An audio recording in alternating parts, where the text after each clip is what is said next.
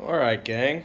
So earlier I made a video on how to remove the rear wheel on the Voyager. So mine is a 2017. I bought it with about 2,500 miles on it in 2018, late 2018, October. So in the 4 seasons that I've had it, it's got a total of 58,000 miles on it. So I'm putting close to 15,000 miles on it a year, which means this is the 4th time I have put a new set of Dunlop American Elite tires on. So as you can see, I'm going to do this video again in real time so you get real perspective on how long it can take. But again, I've done this 4 times, so I'm getting a little better at it each time. I haven't done anything prep-wise, with the exception of turn my heaters on.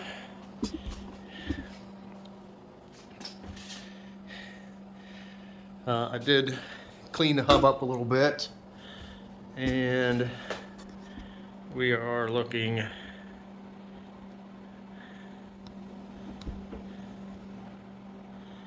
at about, sorry about that, a little over 54 degrees in the garage right now. It's getting warm up pretty well. Got all my tools ready. Again, going to need a 12 millimeter socket to put the brake calipers back on, and you will need to torque those down with a torque wrench. 17 millimeter both socket and combo wrench for the shock nuts, 27 and 22 millimeter for the drive axle. Again, you'll need to torque that down, I think 80 foot-pounds. Screwdriver for the 1 screw on the trim cover, and a 2nd screw on the trim cover. Needle nose pliers to get your cotter pin and your castle nut. I think that's all we're going to need. Always a good idea to have something to sit on, keep your rear end off cold concrete. I did clean up my nuts and bolts yesterday, put them in bags just so I wouldn't lose them, kind of where they generally go. Cleaned up the shocks a little bit, and other than that, I actually did change the rear wheel bearings. On the wheel only, they seemed a lot stiff. I left the bearing on the hub, but I happened to have those. That was a project I was going to do last year, never did, so glad I had them available. So other than that, the only other thing that I have done this morning in preparation for that is you will see here that in preparation I have zip tied the swing arm up by the shock mount, and I just put that nut and washer on there to prevent that from slipping off while I'm working with it, so that everything is in its place. So when I jack that wheel up, it's kind of hard to manage the swing arm, the spacers on both sides, so that, and manipulate the tire all at the same time. So enough of that. Again, this is going to be kind of in real time, so you'll know how long it takes to do this job.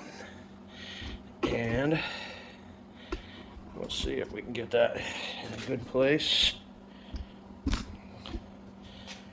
to watch this go on. So this is really the biggest challenge, or one of them anyway, is wrestling this tire into place. And I always like to work with gloves. Sometimes I get aggravated and pull them off, but I at least try to start with them. Try to keep my hands as clean as possible.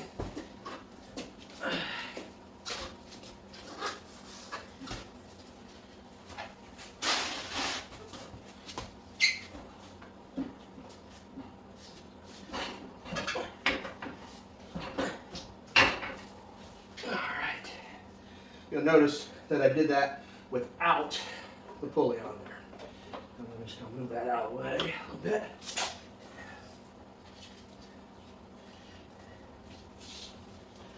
We've got the 6 dampeners.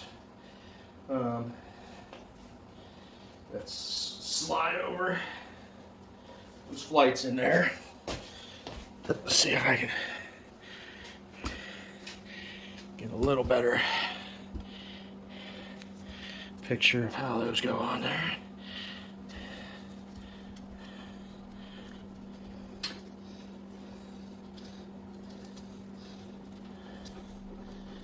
Yeah, it didn't work very well, but you get the idea.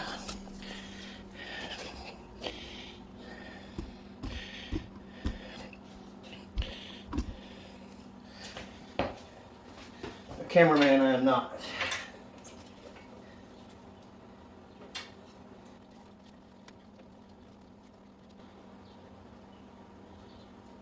All right. Now, we'll put the pulley on. Again, this is really one of the more challenging parts, is getting all these parts wrestled in there. All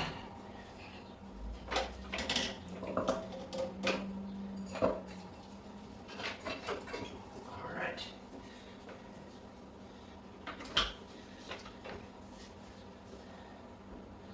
So, that didn't go so bad. Now we'll get the jack under the tire again. These are the hardest part, particularly for a fat old man who's out of shape.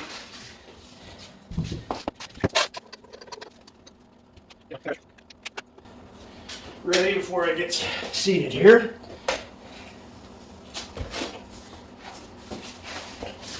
And I'm just gonna kind of roll this tire up and then scoot the jack forward. Repeat that a few times until I get it out the spot that I want it.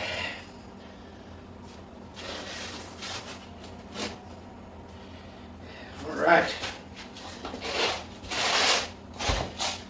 Then the trick is just to get,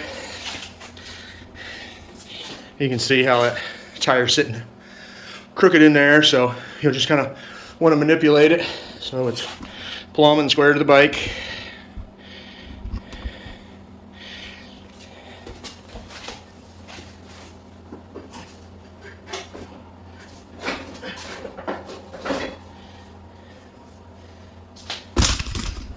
Oops.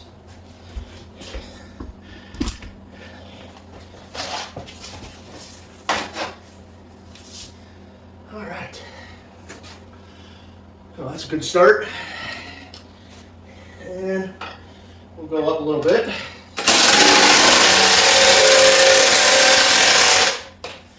Now you see that swing arm starting to move up just because I'm caught on the belt.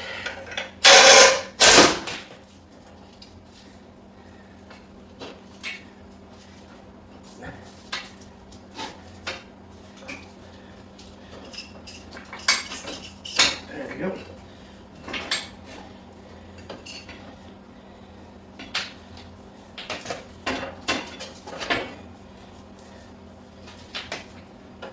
So as you're going up, you just kind of want to make sure swing arm's staying down, belt's clear, and you're not hitting anything on either side.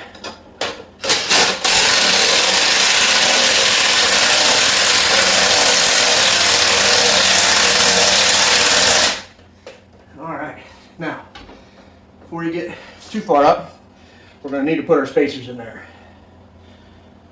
There's just enough room to recess the spacers where they belong and fit in between the swing arm. So again, one of the hardest parts about this procedure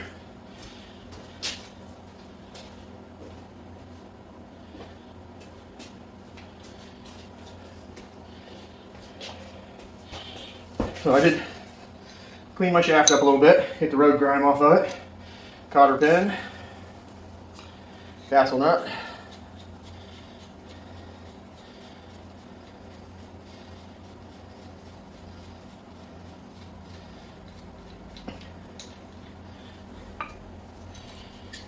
washer for the castle nut, right side spacer, left side spacer. So I'm going to sneak that in there and hopefully it'll stay. So this is where having your wheel square and plumb to the bike is going to be helpful. Get this one on the right side.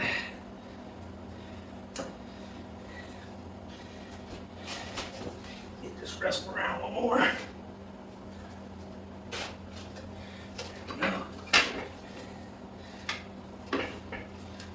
Got the belt on the pulley, so that's out of the way, and I should be able to go relatively straight up.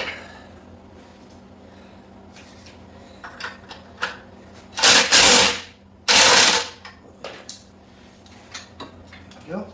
Now I've cleared on that side.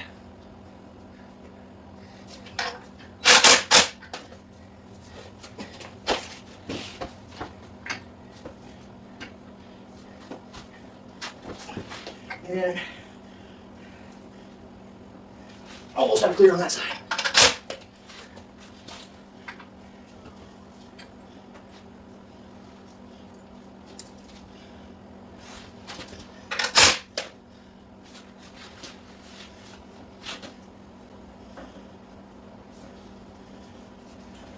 There we go. All right. So I have both washer spacers inside the swing arm and still in place, which means I should be able to get up freely.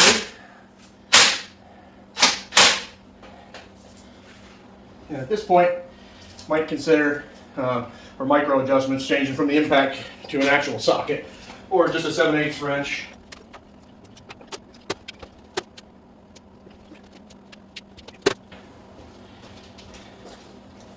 All right, sorry about that. Well, now I should be able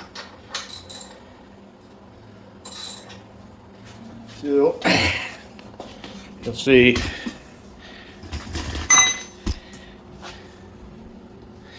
now I have that spacer inside the swing arm on both sides, and I will start to line up the shaft through the hole.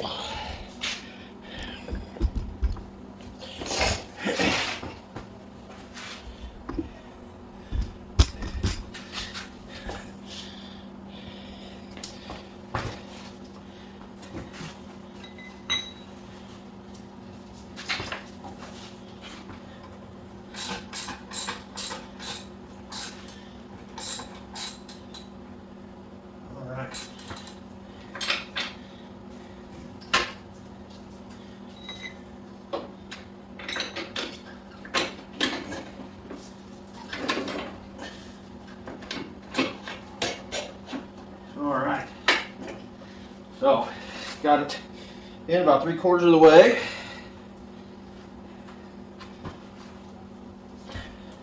I'll take us to the other side. And again, I chose not to loosen the adjusters like we talked about yesterday. Some people will recommend that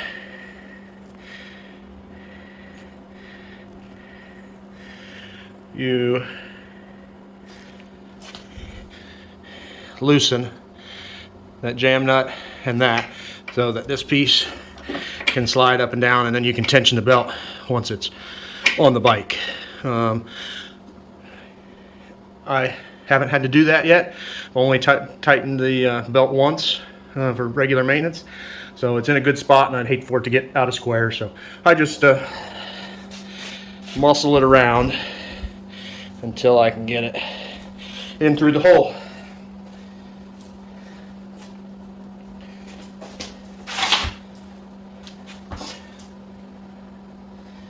So from here, I'm going to try to get this lined up as good as possible. It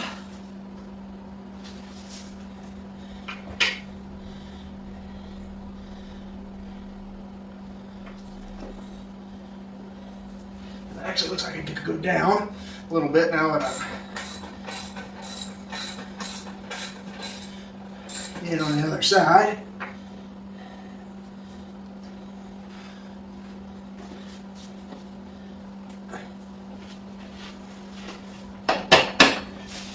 Alright, so I just got past the brake caliper mount.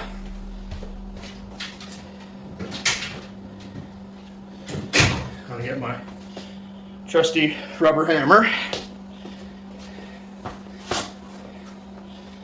And see if I can put this where my head's not going to be in the way as much.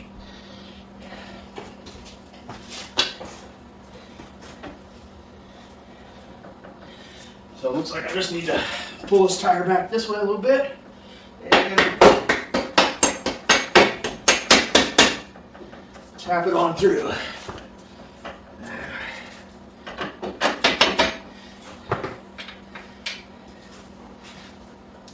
There we go.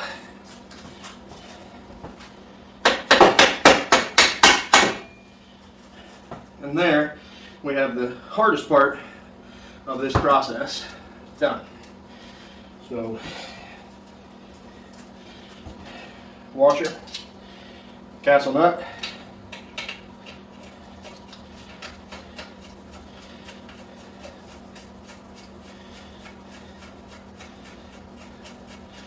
so the procedure for tightening this is to torque it down to 80 foot-pounds.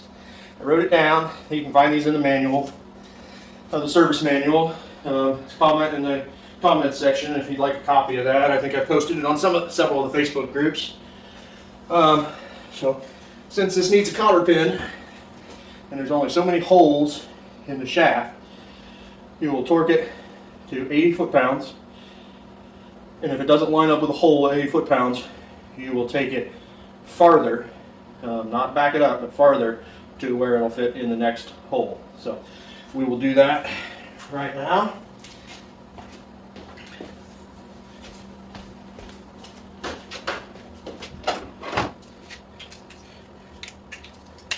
So you will notice that I wrote on my trusty whiteboard here for today's work what my torques were going to be, so I don't have to look on the computer or write them down. I can just look up. I always keep my drain plug and oil filter specs up there.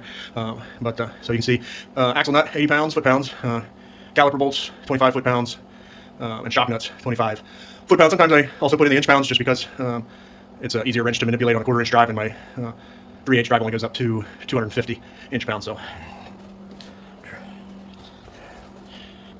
I'm just going to put the 22 millimeter socket on a regular drive. We'll put 25, 27 on work drive.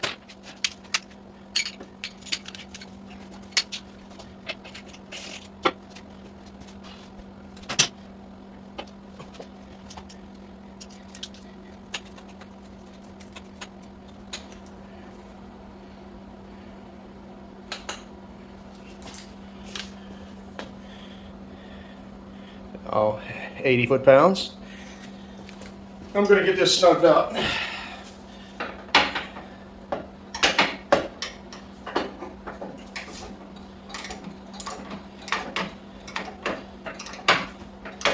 You notice I'm not holding the wrench on the other side right now.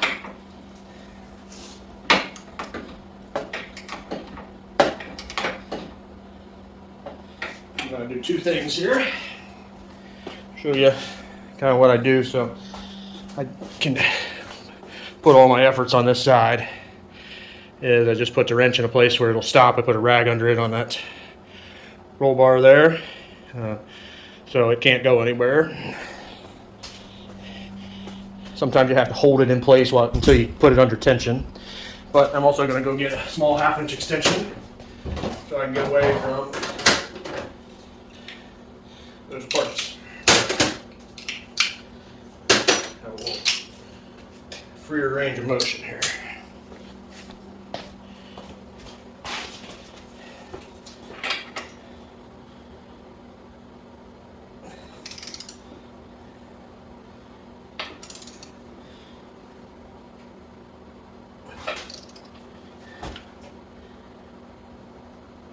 There's 80 pounds.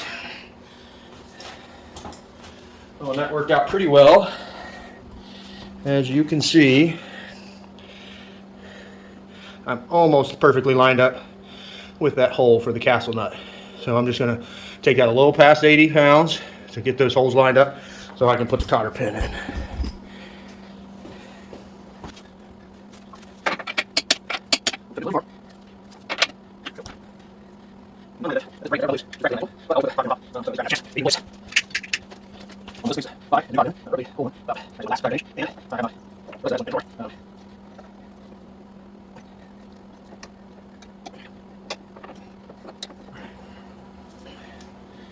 we go. So, now, as you recall, I put that zip tie there to keep the brake caliper in place. I'm going to make sure we cut that off, and the one we used to hold the swing arm up in place. Those two things alone will save you a fair amount of effort and time.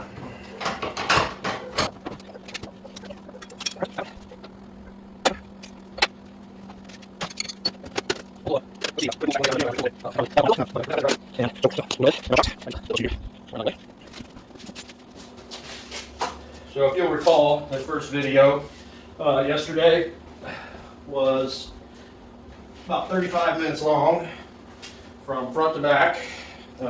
Getting it off. It's a whole lot easier to get it off than it is back on, as is always the case.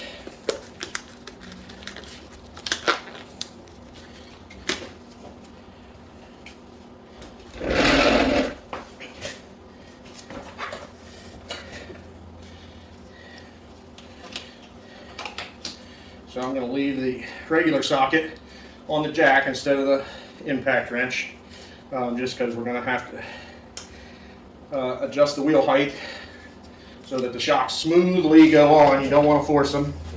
I left that one there only. Again, that was to hold up the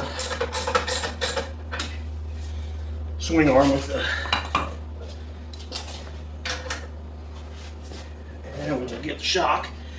And not that you would make the mistake, but make sure that side stays out.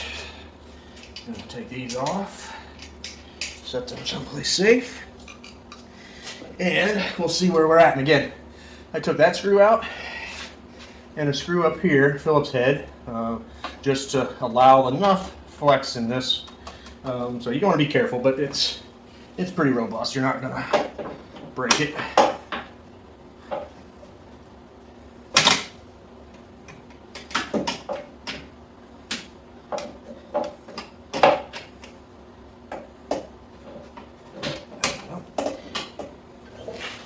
Alright, looks like I still need to come down.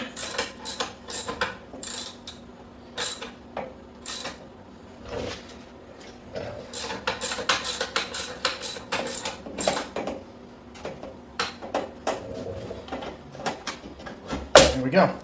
So, don't want to force it. Once it's in the right position, you might have to go up and down a couple times, but once it's in the right position, it'll go right on. Flat washer first.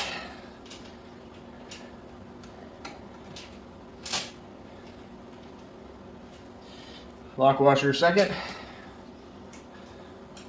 You can do this without dropping them. Makes life a lot easier.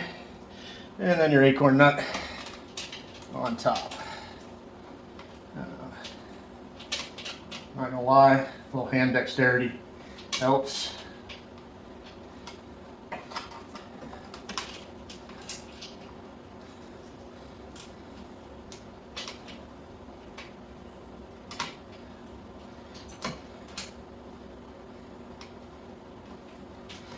There we go.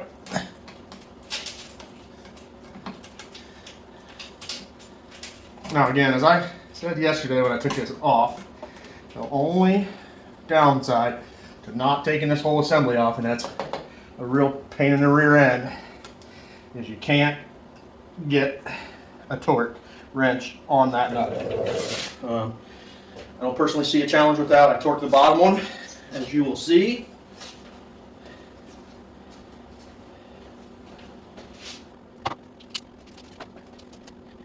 I got my torque wrench with a 17 millimeter. 17 millimeter. I like the ratcheting combination wrenches. I can get that up in a tight space and put a couple extra oomph on it. And yesterday, as I mentioned, I put all the similar parts in bags, just make them easier to find today.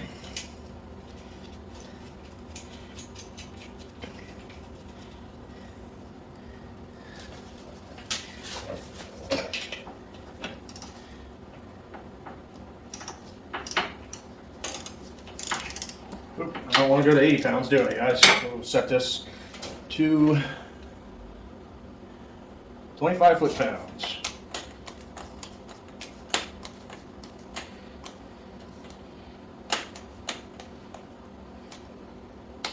All right, 25 foot-pounds.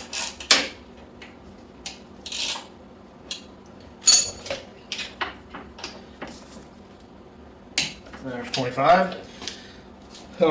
As with all things torque wrench related, believe it or not, the engineers actually know what they're doing. So when they say 25 foot-pounds, they mean 25 foot-pounds, not 25 foot-pounds and 2 more umphs. Now, that being said, here I am not using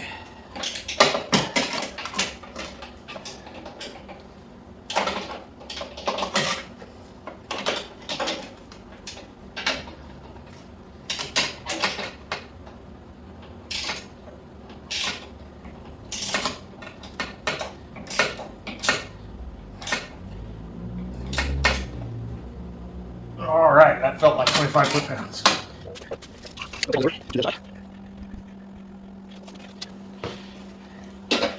And you may need to readjust your jack height a little bit, just because how the bike sits.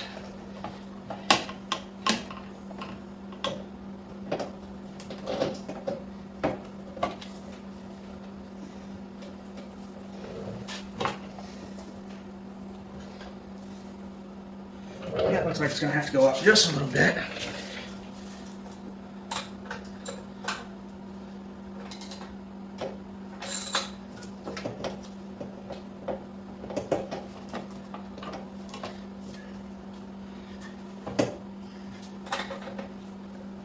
There we go.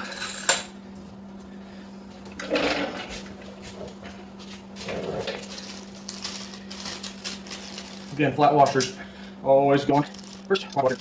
There you go.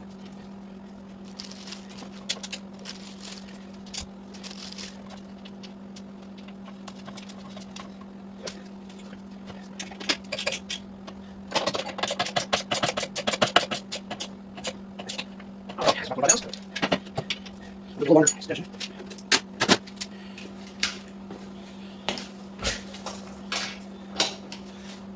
And there's 25 pounds. So, coming along good, guys. Right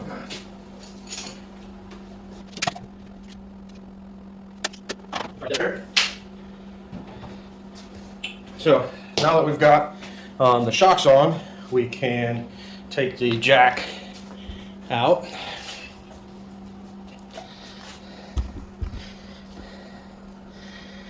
And not that you're wondering, but yesterday's video was literally my first ever, and my tripod, this is not made for cameras, it's my laser level tripod, nice Bosch laser level. So apologies for the lack of professionalism in this, but so we'll get the brake rotor back on, put the cover bolts back on, and we will put the bags back on.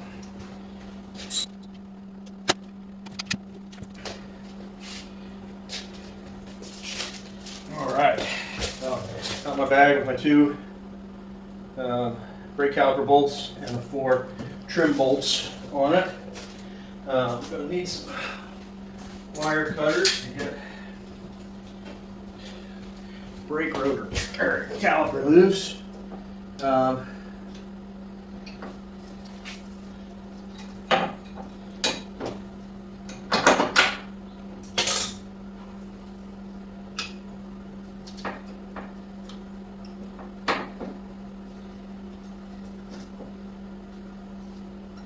And I'm going to compress these a little bit, hopefully.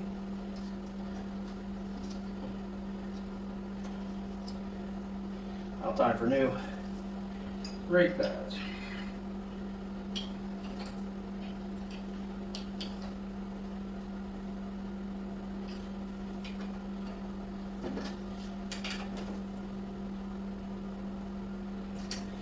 I'm just collapsing the two brake cylinders just a little bit.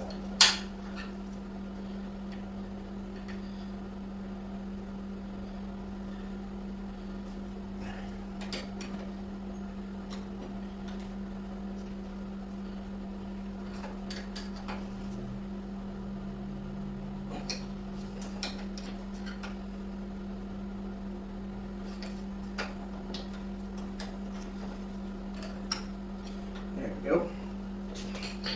That'll be a next year project for sure, is to put new brake pads on. Now I did collapse those cylinders just a hair. So once I get set it down and ride on it a little bit, I'll want to activate that rear brake pedal a couple times.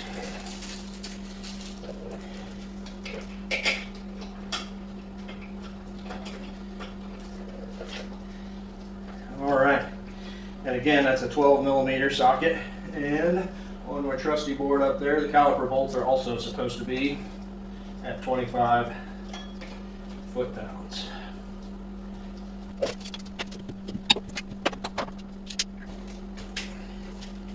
So, 12mm socket, 25 foot-pounds. And we'll get them snug and then torque them down. Again, resist the temptation to put a couple extra ohms on it. This is a big lever, so it doesn't feel like a lot, but it's plenty.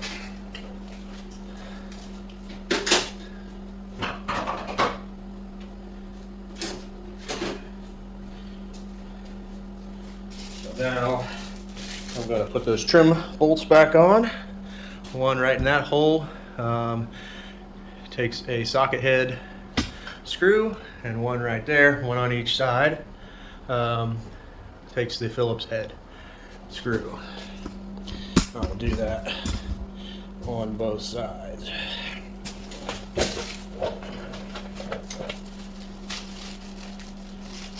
I have never, I won't say never, but not very often do I reapply the red locker. I do my own maintenance. I'm in and out of here quite a bit. I torque things down to the right specs. So unless I use a new screw, and occasionally I do, I'll add some red locker. But for the most part, I haven't had anything rattle off yet.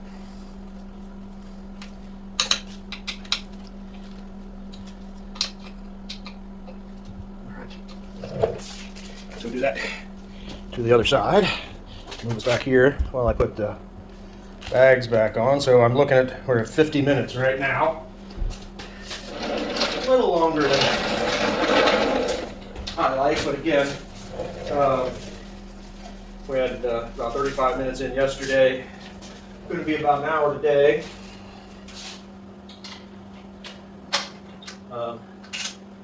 That is well worth my money, rather than taking it to a shop and have them dictate.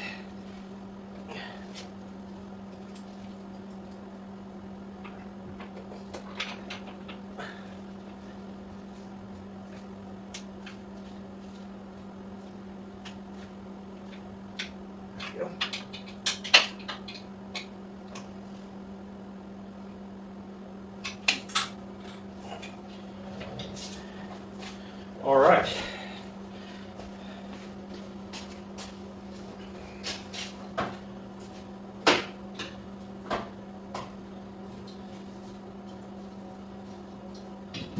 Which leaves just the bags and a 10mm socket required. I'll use a shorter long extension to put the bags back on.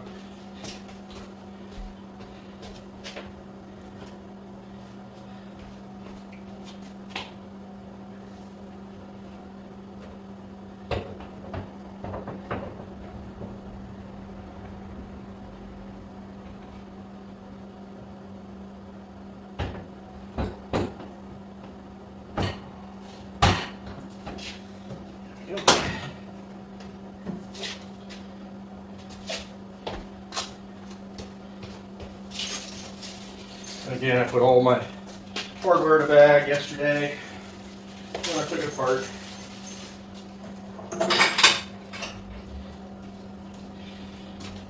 And just in case nobody knows, there's the long screw goes there, and then your two shorter screws go there and there. That's the reason I use the extension, just to get back past those latches.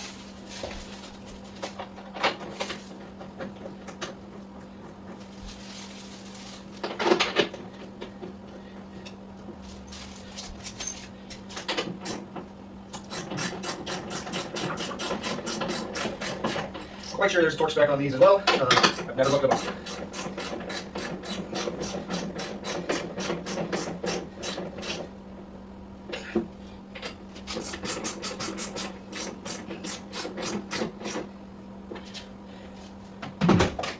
So most of you, if you watch this video at all, have now seen what you were looking for and not interested in me putting the bags back on. But I didn't want to run the video all the way through, just so you had a realistic expectation of how long it would really take. I may see if I can edit this. I've never done a YouTube video. I don't have any editing software. But see if I can shorten it up a little bit while still maintaining the real-time clock.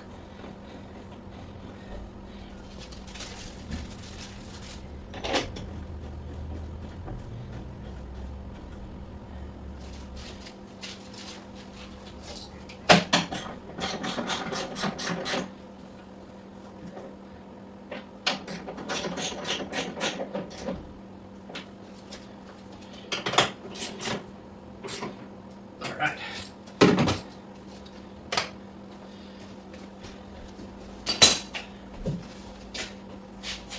Then we'll put the seat back on, just to say that we did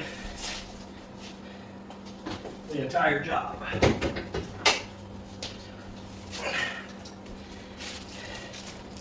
And that is how you put the tire back on after it's been done. They do look pretty. New tires, that is. We're right at 56 minutes. I think I left it in neutral. And, nice and free.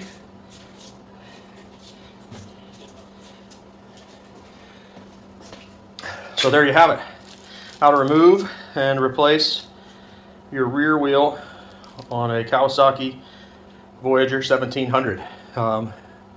Feel free to, if you happen to watch this video, leave a comment in the comments section below.